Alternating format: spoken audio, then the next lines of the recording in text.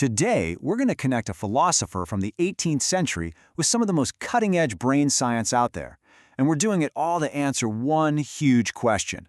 How do we actually become the masters of our own lives? We're diving deep into the science of self-discipline. But first, let's just get real for a second. Why is it so hard to keep a promise to yourself? You know the feeling, right? You set a goal. You're going to exercise more, eat healthier, maybe learn a new skill. And then a few days, maybe a week later, poof, you're right back where you started. Well, what if I told you this isn't some kind of moral failing? It turns out it's actually a biological one. So, here's our roadmap. We're going to start with the big philosophical why, the very foundation of freedom. Then we'll get into the nitty-gritty science, your brain on habits. From there, it's all practical. We'll do a willpower workout and then finish up with the real-world stuff, how to build the good habits you want, and finally, how to break the bad ones. Okay, let's kick things off with that foundation. To really get why discipline is such a game changer, we have to travel back in time, over 200 years ago, to meet a philosopher named Immanuel Kant. And trust me, what he had to say back then is shockingly relevant today. So, Kant came out with this pretty intense statement: an undisciplined person is wild. Now, he wasn't trying to be insulting. What he meant was that discipline is the one thing that separates us from our raw, primitive, instinct-driven nature. For him, discipline wasn't about being put in a cage, it was about learning to fly. And this leads to what is maybe Kant's most critical point. He talked about two kinds of gaps in our development. First, there's a knowledge gap. That's easy. You can always learn a new fact or a new skill, no matter how old you are.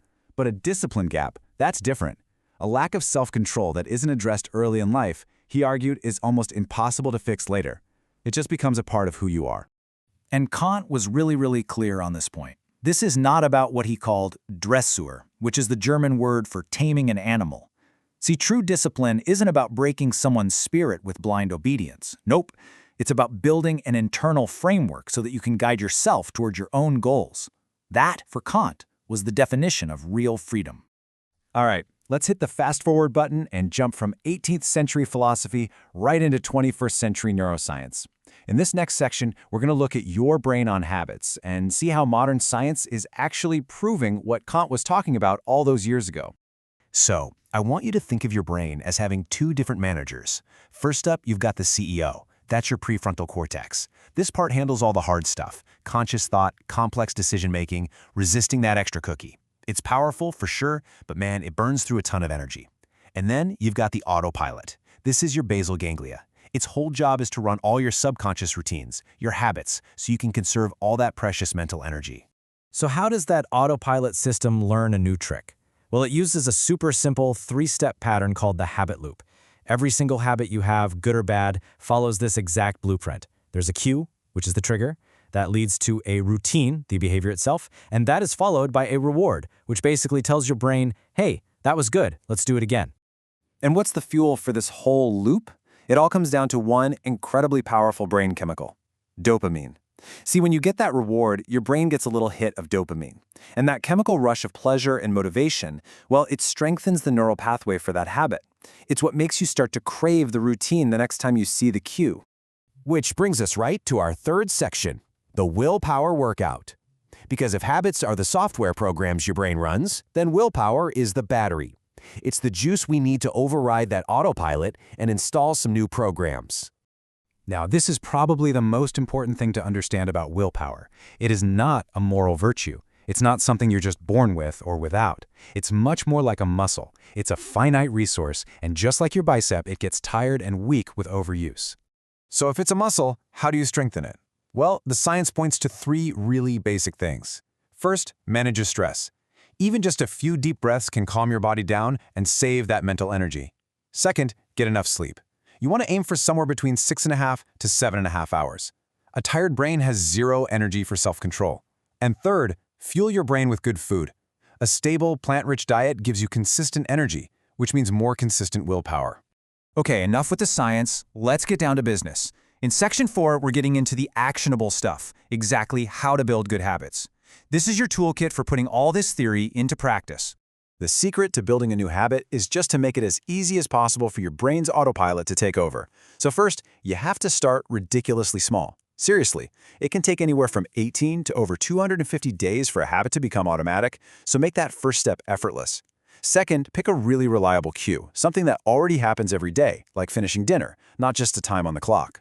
Third, reduce the friction. If you want to go to the gym, lay out your clothes the night before. And finally, focus on the internal reward.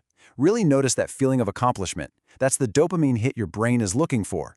So here are a few perfect examples of what these well-designed habit loops look like. Notice how specific the cues are. Right, finish dinner, not just in the evening. And look how simple the routines are. Just putting on shoes or meditating for 2 minutes. And the rewards? They're feelings. A sense of calm, feeling present.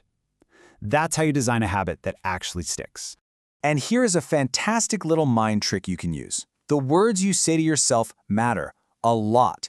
When you say, "I can't eat dessert," it implies restriction. It feels like someone else is forcing you.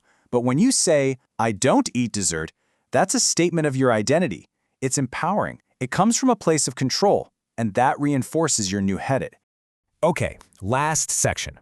Let's tackle the other side of the coin, how to break those pesky bad habits. The key here isn't to fight your brain, it's to be clever and strategically rewire it. And there's a simple 3-step process for this. Step 1, you have to become aware. You can't change something if you don't even realize you're doing it.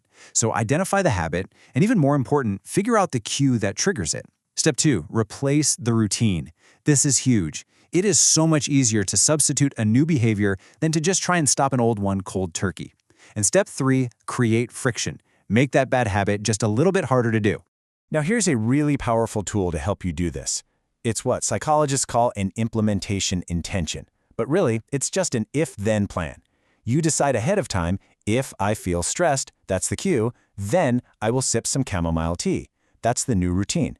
By creating this simple script beforehand, you're giving your brain a new set of instructions, making it way easier to override that old, unwanted habit.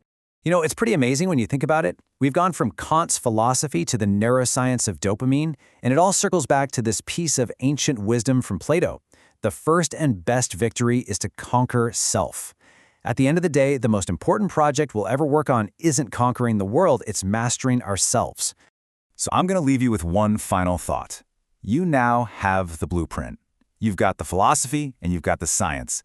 The only real question left is, what's the one small, tiny habit that you're going to choose to change tomorrow?